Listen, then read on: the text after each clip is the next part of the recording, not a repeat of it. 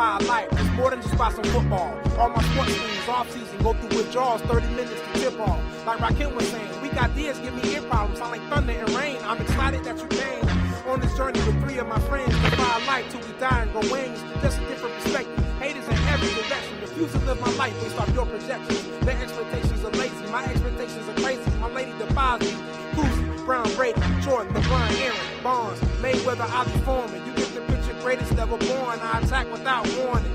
This is not around the horn. The other shows whack, a lot of yawning. You really want to be the best, got to pay the price. We make winning look easy. Welcome to Defy Life. Defy Life.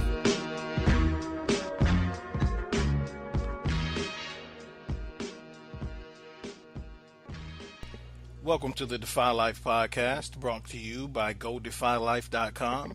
I'm your host, J.R. Glenf, joined as always by my wonderful panel of co-hosts, Thomas Stevens, Keyonne Small, Alvin Glenf. How's it going today, Keyonne?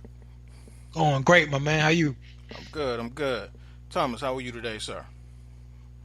It's going very, very well, sir. I can't complain. How are you? I'm good. Alvin, how's it going, man? It's going well, my brothers.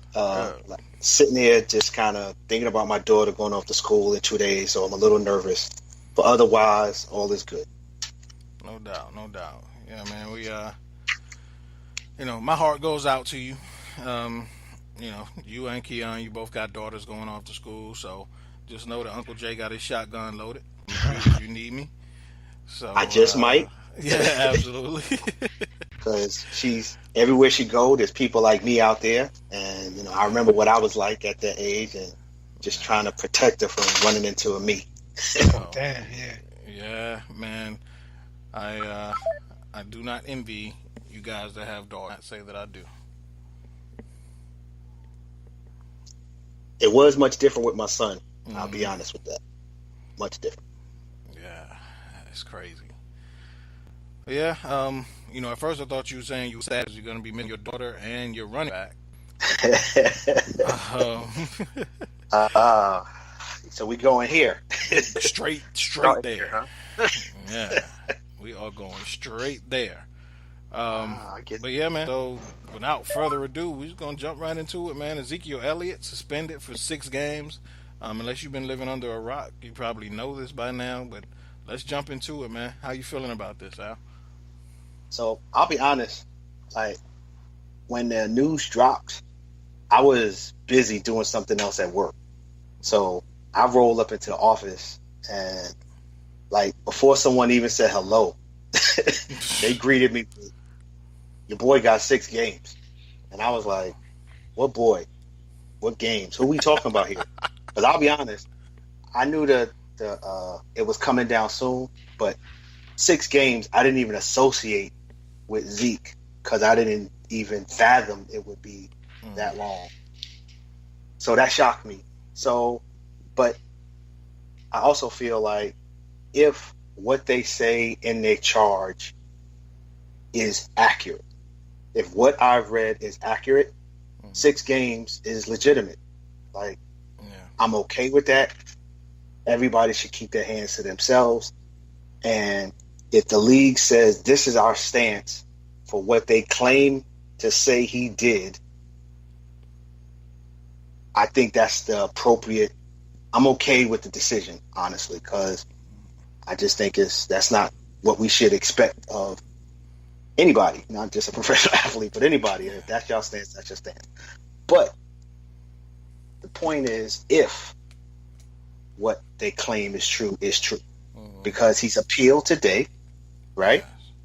I come home from work, I see that the league, the PA has filed the appeal of the suspension, and I know he's coming from a place of she was trying to ruin my career. I've read that already.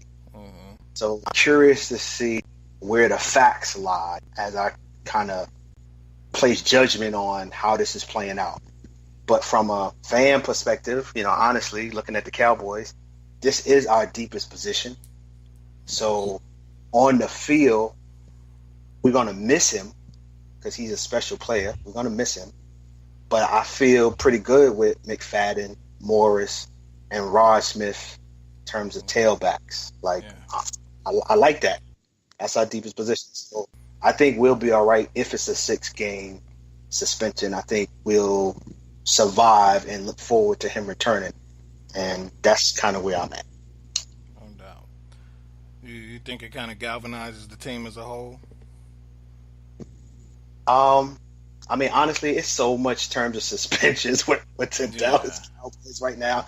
Our whole defensive line like smoking weed, apparently. Well, not all of them, but it seems like we keep getting suspended on drug issues, specifically in the defensive line. I got a cornerback that might be missing time, and the Carroll, the new guy they brought over. I think we looking forward to the season. It ain't got nothing to do with Zeke. I think as a team, we had a good season last year. We got a quarterback potentially that could be that dude. Mm-hmm. Anytime you feel like that as a team, you got to come into the season feeling good. Like, yo, I think we got our quarterback. And we've been iffy. I mean, I've been a Romo advocate. Y'all know that. I've stood up for Romo. But this guy is different. He's young. He's black. He's cool. He's a good guy. He might be a Derek Jeter type dude. I know it's real early, but I'm just saying clean cut, could be the face of the league is really where I'm going. And to have that as your quarterback, we got to feel good, even without Zeke. And I'm trying to be modest because in the seasons I get too hyped, something happens. So kind of like Key got the Ric Flair effect. I got the Alvin gets too hyped, ruined Dallas's season effect going on in my. So I try to stay modest going into the season. Every time Romo breaks a collarbone or those are the. I'm trying to be different. Okay. Or throws a pick at the last play of the game. Against the Redskins. Blame that on me and being too hyped in the off season because I came into those seasons talking shit. I'm trying not to be that Cowboy fan this off season, hoping that the Alvin Glimp effect is a good like it was last year because I was kind of modest. So I'm trying to test my theory, the Alvin Glimp effect. Okay. All right. Keyonne. Yeah.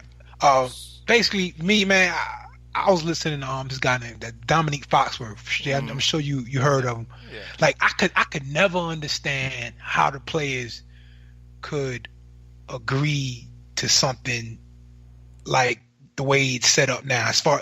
First, let me back up. Al, earlier, I was trolling you all week when I said about Zeke beating the girl up. I think him getting suspension right now is stupid.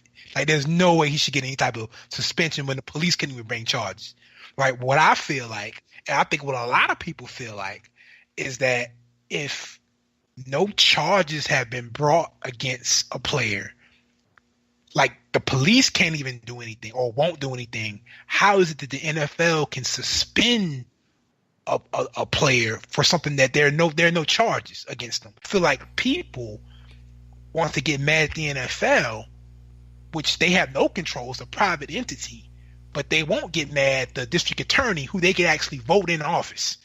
They don't get mad at the congressman to write tougher laws against the domestic violence. They won't get mad at them, but they'll get mad at the NFL for not doing anything. You're not doing anything, but your district attorney isn't doing anything. So that's a whole nother issue, I think. But anyway, back to Dominique Foxworth. This is the issue I've always had. He said something I didn't know. Like, he was involved in this negotiation. He basically said that the owners have tied this discipline thing, like they're willing to quote unquote die on the cross for this, meaning this is something they are not going to relinquish because they feel that a league that has the image of players that are out of control will ultimately damage their revenue. Mm-hmm. And they think it's a 1-to-1 comparison, so they will not give this power up. And he said that's something that it's non-negotiable, basically from the owner's standpoint. You know what I mean? Almost like trying to go to a baseball player and tell him to give up guaranteed contracts. Mm-hmm. Like it's the NFL owners is just like, no. That actually makes sense to me then. Like, now I can understand partially why it's set up the way it's set up. And that being said, I don't like it, but I understand why it's set up the way it is. And if you ask me what I think about the 6 games, I don't like it at all. I think it stinks, but it is what it is. At the end of the day, Zeke, I guess, caused his own trouble. So, but I don't like it. And at the end of the day, I mean, it's an NFC opponent for your, for your Falcons. So that may get you a couple games in the standings at the end of the year. You never know.